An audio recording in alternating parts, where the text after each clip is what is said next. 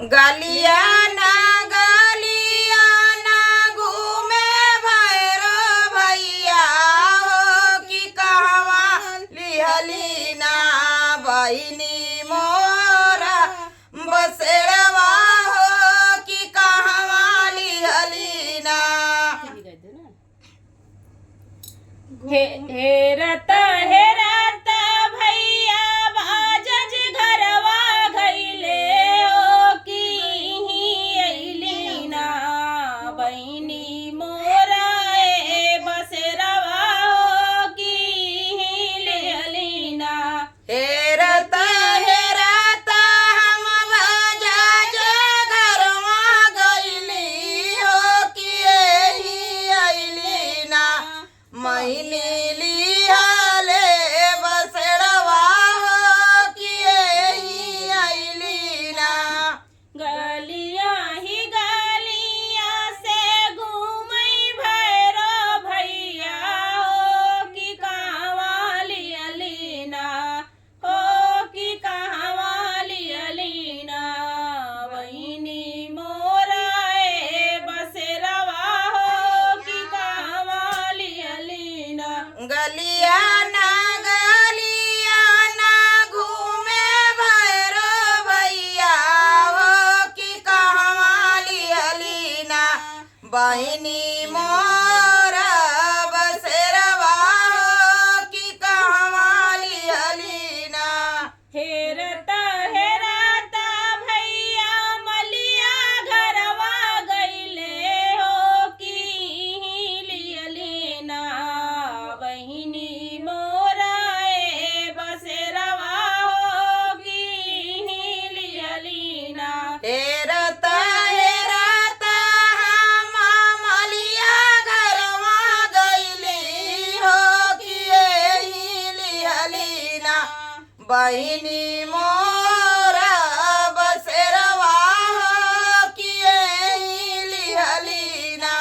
गलिया ही गलिया से घूमई भैरो भैया हो कि कहवा लिहली ना बहिनी मोरा ए बसेरवा हो कि कहवा लिहली ना। गलिया ना घूमे भैरो भैया हो कि कहवा लिहली ना बहिनी मोरा बसेरवा हो कि कहवा लिहली ना। हेरत हेरत भैया पंडित घरवा गइले हो कि एही लेलही है ना बहिनी मोरा ए बसेरवा हो कि कहवा लिहली ना। हेरत हेरत हम पंडित घरवा गइली हो कि एही लिहली ना बहिनी मोरा बसेरवा हो कि एही लिहली ना।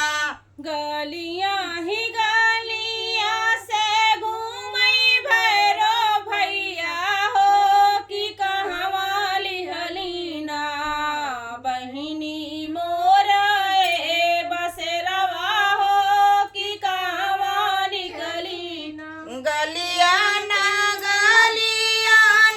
घूमे भैरो भैया हो कि कहवा लिहली ना हो कि कहवा लिहली ना बहिनी मोरा बसेड़वा हो कि कहवा लिहली ना। हेरत हेरत भैया हंस राजा घर गइले हो कि पूछे लगले ना बहिनी मुरली आली बसेरवा हो कि पूछे लगले ना। हेरत हेरत पारा मिला सेवका गइली हो कि पूछै लगली ना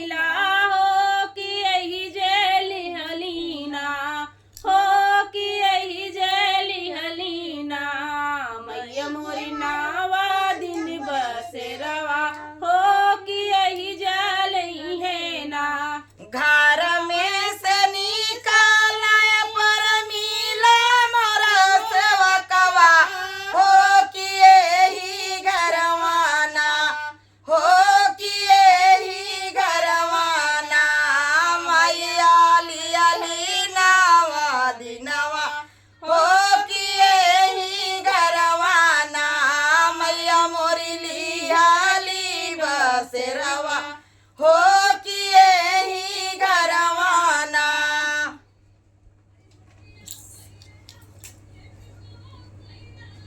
लास्ट वाले में जमकाऊ है।